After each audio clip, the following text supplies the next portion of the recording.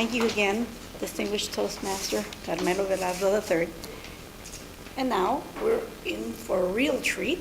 Our third speaker this morning is not taking a hiatus. He will be delivering a speech that he gave a few weeks ago at the Tuesday morning Central Florida Facilitators. He's working from the Pathways curriculum, Motivational Strategies. The title of his speech is Raise the Bar. Please help me, join me in welcoming Toastmaster Mark Shear.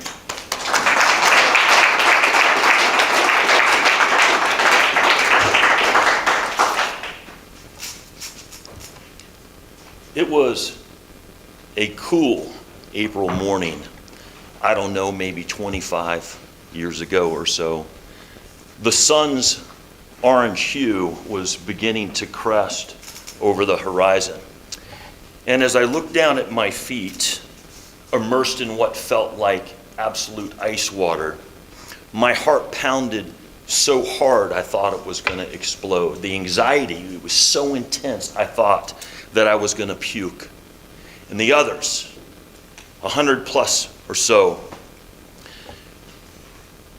they automatically became silent, still, and poised for the attack.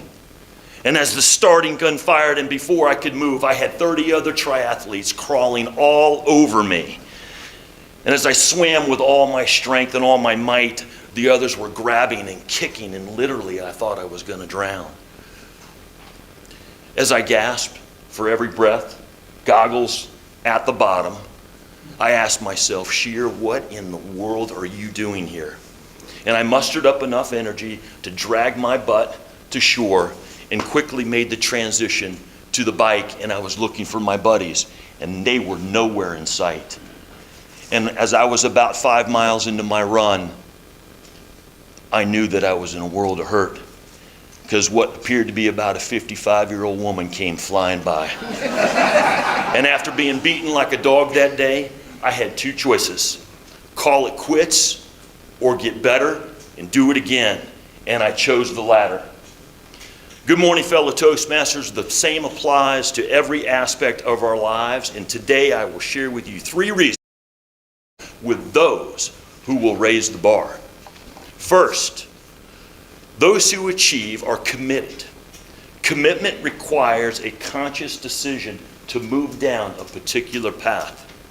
It typically coincides with a tremendous amount of dedication and personal sacrifice. One dictionary version states, commitment is the act of binding yourself intellectually, emotionally to a course of action. Where can we apply this in our own lives? How about a commitment to a goal professionally or personally? What about a commitment to a marriage? Are the words, I do until death do us part, really taken seriously? I often think that my wife, Abby, was absolutely nuts. She was bonkers, Looney Tunes, for marrying me. However, I noticed many, many years ago that she set the high bar in everything that she did. She was absolutely committed to her family, her friends, her character, her faith.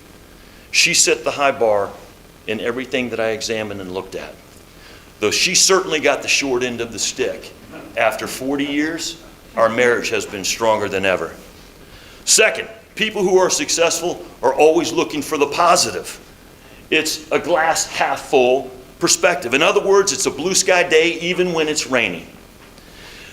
It's a can-do mentality no matter what the circumstances. Look at your business or your personal life. We've all come across naysayers or pessimists. You know exactly who I'm speaking about. In my experience, these people are like a cancer. They not only limit the progress of your business or your life, but they can affect the morale of everyone around you.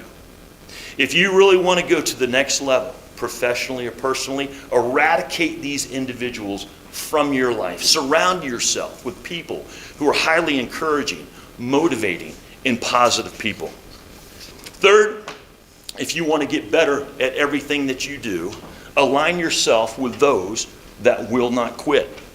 How many of you remember Michael Jordan and the Chicago Bulls a number of years ago back in the 90s? He surrounded himself with team members like Pippen, Kerr, Rodman, Kukoc, and they would never relent, and they won 6 national championships. Take Ty Patton. He has been a Winter Park Toastmaster for over 40 years, and he delivered an inspiring speech a number of Tuesdays ago at Central Florida Facilitators titled, "What Does It Take to Win?" And over the years, he has surrounded himself with individuals that would never relent, like distinguished Toastmaster Blake Smith, or Toastmaster Sean Tucker, or Toastmaster Tim Linger, who are now pursuing their distinguished Toastmaster designation. How many of you in this room have either accomplished that or are pursuing that? Take a look around. These are the individuals that these folks have surrounded themselves with. In closing, on that day many years ago, being beaten like a dog, and in my first triathlon, the friends that delivered that lashing, they raised the bar. And from that day forward, I knew that if I was going to get better, I needed to start training harder than they did. And through personal commitment, staying positive, and not quitting, I knew a win was within reach. And one blue sky day, I received my retribution, and I raised the bar. As each of you leave here today, I encourage you to surround yourself with those that will enable you to raise the bar. Fellow Toastmasters.